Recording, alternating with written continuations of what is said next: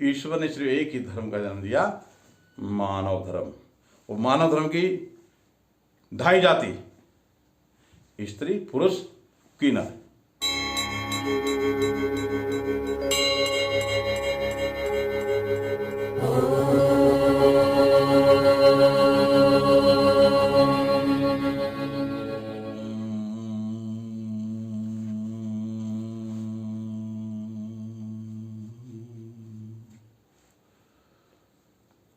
सर्ववेदांत सिद्धांत गोचरम तम गोचरम गोविंदम परमानंदम प्रणतो वैश्यम।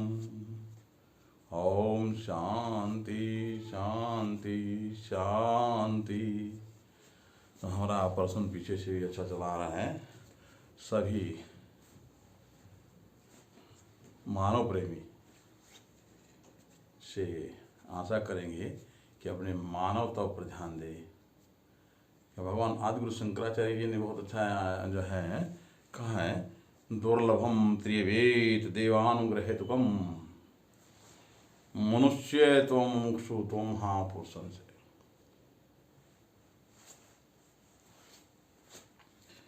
यानी मनुष्य सभी कहलाते हैं, किंतु मनुष्यता यानी मनुष्य के गुणों का, मनुष्य के अंदर मानवता के गुणों का, जिन श्रेष्ठ गुणों की आवश्यक हमें जो है संचित करना चाहिए, वो नहीं कर पाते। ये कैसे प्राप्त होंगे? मनुष्य त्वं मुमुक्षु त्वं महापुरुष। मानव धर्म के गुणों की संघृत क्रिया विचार है, शुद्ध विचार, स्वच्छ विचार। जो स्वच्छ विचार होंगे तो हमारा अपने स्वयं का वेदांत जागृत होगा और हम मन को शुद्ध कर लेंगे, स्वच्छ कर लेंगे। तो विचार हमारे शुद्ध नहीं है तो मन कैसे शुद्ध हो सकता है? हमारे को जो है ये आंखें जो देखती है वो देख कर ही हमें नया नया भाषित करती है। ये जितने भी हमारे ज्ञान इंद्रियां, कर्म इंद्रियां, ये ईश्वर ने हमें उनको ज्ञान से संग्रहित करने की एक बहुत बड़ी विज्ञान की पराकाष्ठा इस शरीर के साथ जोड़ दी। मनुष्य मानव गुणों को, जब तक मानवता के श्रेष्ठ गुणों की आवश्यकता जो है उसको अनुग्रहण नहीं करता है, तब तक ईश्वर की कृपा नहीं हो सकती।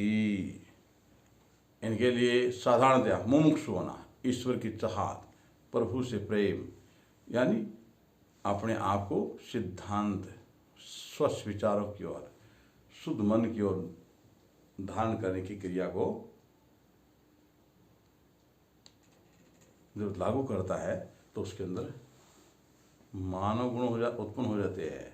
मुमुक्षु यानी उसकी चाहत, ईश्वर की चाहत, भगवत कृपा के बिना ये 3 चीज नहीं मिलती। किनसे मिलती है? मानव गुणों का तैयार करने के लिए स्वच्छ मन, मुमुक्षु होना यानी ईश्वर का जिज्ञासु होना, और महापुरुष है यानी महापुरुषों की सत्संगत विचार।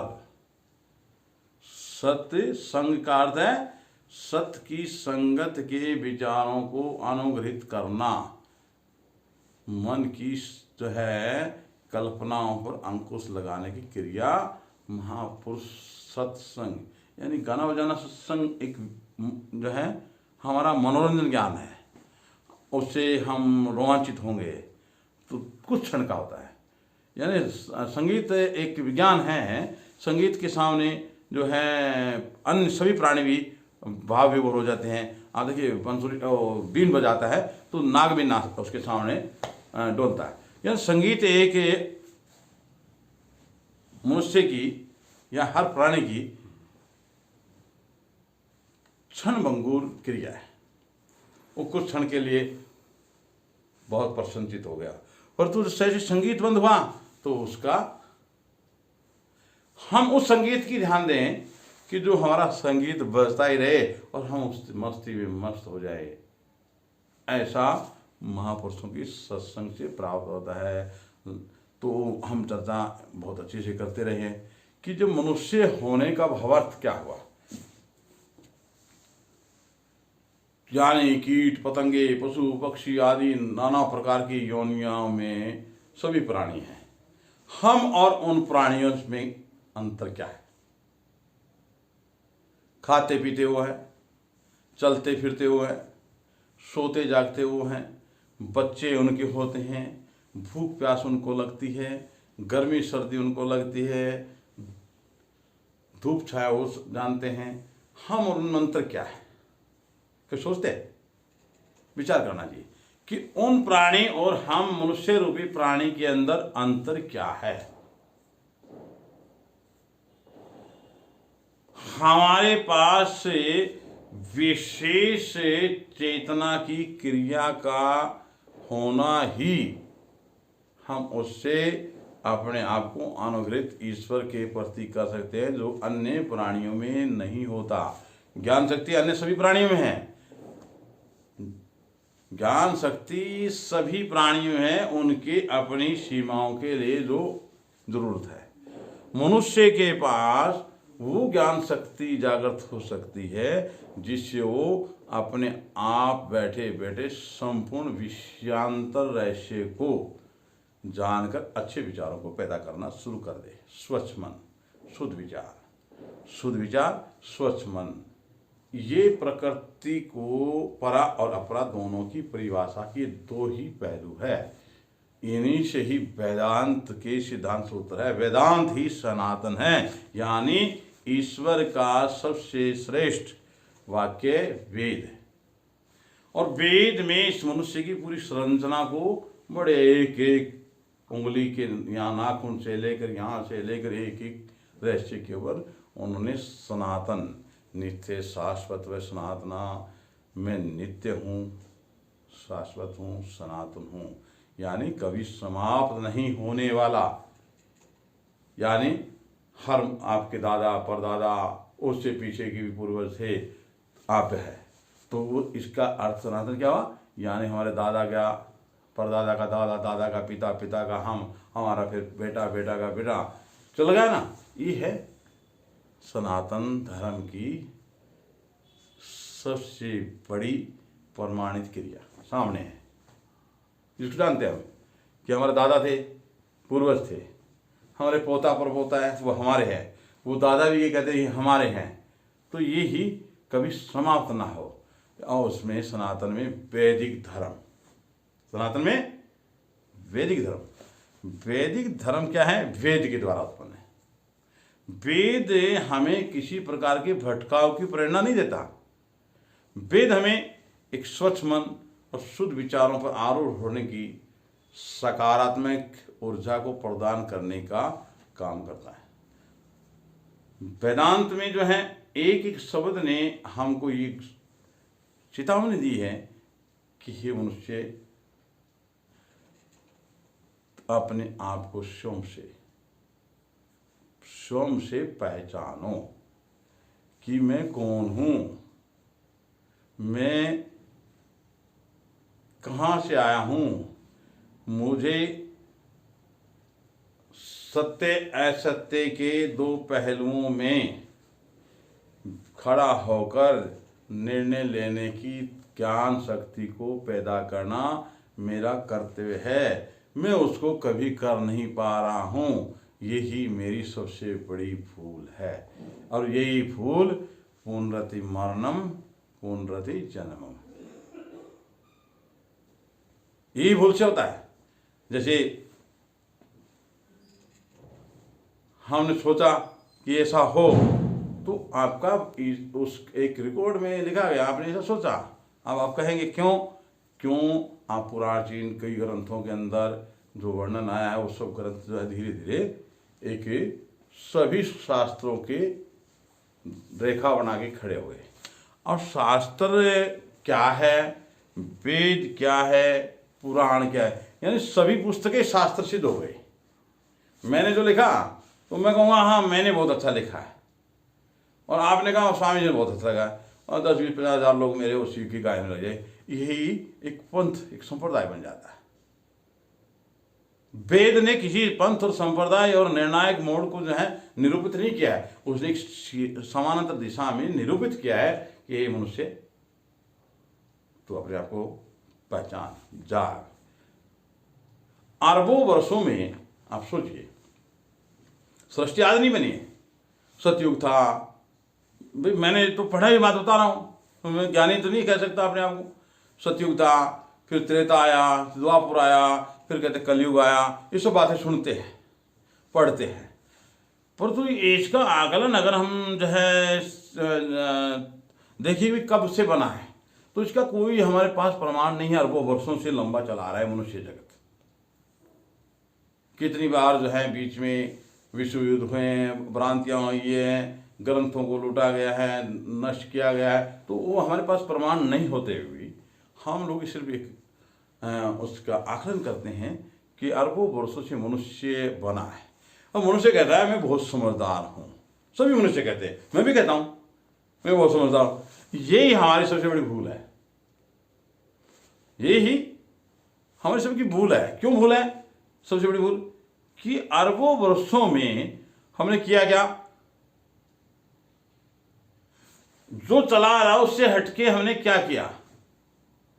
दो अच्छाई बुराई के दो पहलू है, सत्य असत्य के दो पहलू है, सुख दुख के दो पहलू है, इनसे हटके क्या किया हमने? नहीं किया ना। अरबों वर्षों से आज तक का जो इतिहास चला रहा है, मनुष्य ने उसको बदलने का कभी भी मन में किंचित मात्र चिंतन नहीं किया। सतयुग में भी हिंसा थी, नहीं थी? हिरण्याकश्यप हुए, हिरण्याक्ष हुए ना, सहस्त्राकौश हुए, अन्य बहुत जो है एक दूसरे के विरोधाभास हैं। त्रेता में भी थी, राम के सामने रावण हो, सब चलता रहा। द्वापर में भी थी, शिशुपाल, ये कंस हुआ। हाँ, ग्रंथ पढ़ रहे हैं, देखा तो मैंने भी नहीं हुआ था या नहीं हुआ था, पर एक हमारी कल्पना है, ये कल्पना मानते हैं। कल्पना को हम सिद्ध करने से पहले ये करें कि ये हमने जो सुना है, ये लोग ऐसा करते आए हैं, लड़ते झगड़ते आए हैं हमेशा से, ये हमेशा लड़े झगड़े हैं। इसके अलावा क्या किया, यानी अपना भरण पोषण, अपने आप को सुख में जो है घोषित करने की बात की, परंतु सुख में कोई नहीं हुआ। वो सुखी नहीं थे, आज भी सुखी नहीं है। 99.99% लोग दुखी हैं। बताए ना किसी को, बोलेंगे तो क्या, कौन कहता है मैं सुखी हूं, मेरे पास सब कुछ है। भाई तेरे पास कोई कमी तो जरूर होगी। मैं साधु हूं तो मैं कहता हूं मैं सुखी हूं ना, सुखी हो कैसे हो सकता हूं मैं? जब पर्यावरण जो है पूरे पृथ्वी मंडल का एक जैसा, पूरे विश्व की चर्चा है, हम किसी एक धर्म पर बात नहीं करेंगे। धर्म तो एक ही है, सिर्फ एक हो ब्रह्म द्वितीयो नास्ति। और ये सब धर्म नहीं है, ये पंथ है, संप्रदाय है। जिसकी जहाँ इच्छा हुई, जिसने जैसा इच्छा किया कि मुझे इसमें संतुष्टि है, वो उसमें लग गया। जिसने जैसा इच्छा की वैसे उसमें लग गया। कोई देवी देवताओं की पूजा करा, कोई जो है अमुक धर्म, अमुक नाम, अमुक से जो है उसका अपने आचरण में धारण किया। ये मनुष्य की पैदा की हुई है। ईश्वर ने कोई धर्म को नहीं जन्म दिया, ईश्वर ने सिर्फ एक ही धर्म का जन्म दिया, मानव धर्म। वो मानव धर्म की ढाई जाति, स्त्री, पुरुष, किन्नर। हम मानव धर्म के पालन करने में असमर्थ हो गए। जब से सृष्टि बनी तब से लेके असमर्थ हैं। एक से एक धुरंधर विद्वान, एक से एक बड़े ऋषि मुनि योगी तपस्वी आ गए, परंतु इस चीज के सम्यक योजना को सिद्धांत में स्थापित करने का परिणाम नहीं मिला। क्यों नहीं मिला? मैं चाहूं मैं कर दूं, नहीं कर सकता, क्योंकि मैं करने की बात करूंगा तो मुझे अहंकार यानी रक्त बीज मेरे पैदा हो जाएगा। तो मधुर, कैटव, ईर्षा और द्वेष नाम के दो राक्षस कान में हैं हर मनुष्य के। एक कान में ईर्षा है, इसमें द्वेष है, और हृदय में अहंकार है, उसको रक्त बीज कहते हैं। वो अहंकार बढ़ता रहता है, टूटता रहता है, बढ़ता रहता है। ईर्षा द्वेष जो है वो मधु कैटव कहते हैं, चिंता मत करो। और ये सबको पता है कि जब हम और पशु पक्षियों के तुलना में उन्होंने हमें कोई अंतर नहीं है, तो हम उनसे हटके क्या करें?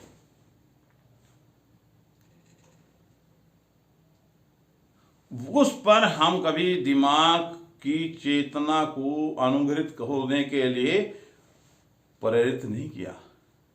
हम प्रेरित ये किया, इताह को नमस्तु मूढ़ आत्मा स्वार्थे परमादति। जो स्वार्थ है उसके परमाद का काम कर रहे हैं हम सब, मैं भी, पूरा विश्व, पूरी पृथ्वी लोग, कोई भी बचा हुआ नहीं। और जब उससे हट जाएंगे तो क्या सत्युगान जो है स्वर्ग यहां आ जाएगा पृथ्वी पर। अगर जो मैं बात आपको कह रहा हूं कि हम सब अपने अंदर ध्यान कर लें कि मैं बदलूंगा, युग बदलेगा, तो स्वर्ग यहां पृथ्वी पर नाचना शुरू कर देगा। मैं बदल नहीं रहा, इसलिए बदलाव नहीं है। दूसरे को बदलना सच्चाई नहीं है। मेरे बदलने से दूसरा बदलने की सच्चाई है, ये मान के चलो।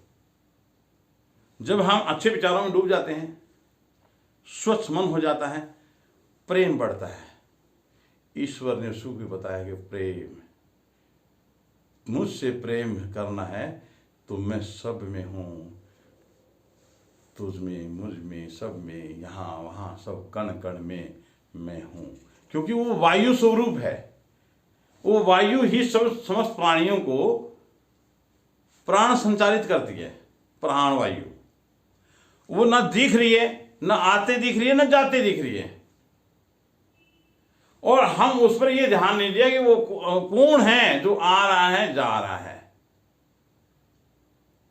उस पर मंथन नहीं किया, विचार नहीं किया कि हम अपने बलबूते पर जीवन जी रहे हैं या कोई एक ऐसी वायु है जो जा रही है, उसके आधार पर जी रहे हैं। उसका नाम है प्राण वायु। उससे हम ध्यान नहीं देते। हम सब बातें करेंगे, हम योग जानते हैं जी, हम सब ग्रंथ पढ़ लिए जी, हम सब कुछ कर लिए। भगवान श्री कृष्ण ने गीता में बहुत, गीता भी वेदांत है। भगवान श्री कृष्ण की गीता ही वेदांत है। जैसे अन्य वेदांत के, जैसे तैत्तिरीय उपनिषद है, अन्य वेदांत की जो हमारी पुस्तकें हैं, उस सब पुस्तकों में सबसे है गीता भी एक वेदांत है। तो हम उस पर नहीं जाए। क्यों? भगवान कहा ना अर्जुन से, ज्ञान अग्नि दग्ध करवा। ये अर्जुन, ज्ञान की अग्नि तेरे अंदर जो जलेगी, जैसे ज्ञान की अग्नि जलेगी तो तुझे ज्ञान पैदा होगा। यानी उदाहरणतः हजारों मन लकड़ी के ढेर में एक आग की चिंगारी डाल दो तो लकड़ी ढेर को राख बना देगा। ऐसे ही अर्जुन, ज्ञान की ज्वाला तुम्हारे अंदर जब पैदा होगी तो करोड़ों जन्मों के दोष जो है सब सुहा कर देगी और तुम एकदम स्वतंत्र हो जाओगे। काट दो बंधन, बंधन ही दुखों के कारण। बंधनों को हम बांध रहे हैं, प्रतिदिन नया बंधन बांध रहे हैं। मैं ये बन जाऊं, मैं वो बन जाऊं, मैं ये कर लूं, मैं वो कर लूं, मेरे पास ये हो, मेरे पास वो हो। इसी बंधन में हम फंसे जा रहे हैं, फंस रहे हैं। यानी क्या है? तेरी मेरी छोड़ दे, क्यों करता तेरी मेरी है, कोई चीज न तेरी है, कोई चीज न तेरी है। पता है सबको कि ना मेरा है और न तेरा है। जितने भी अरबों वर्षों में आए हैं, गए हैं, वो ना इस भू वसुंधरा का मालिक बना। फिर भी हम मालिक बनने की जबरदस्ती कर रहे हैं। क्यों बन सकते हैं वसुंधरा का मालिक? जो हिरण्याकश्यप, सहस्त्राकवच, हिरणाक्ष, रावण, कंस तक आ गए हैं, वो भी इसका मालिक नहीं बना, सब चले गए ना। फिर क्यों हम अंधेरे के अंदर जो हैं, क्यों अंधेरे भाग रहे हैं?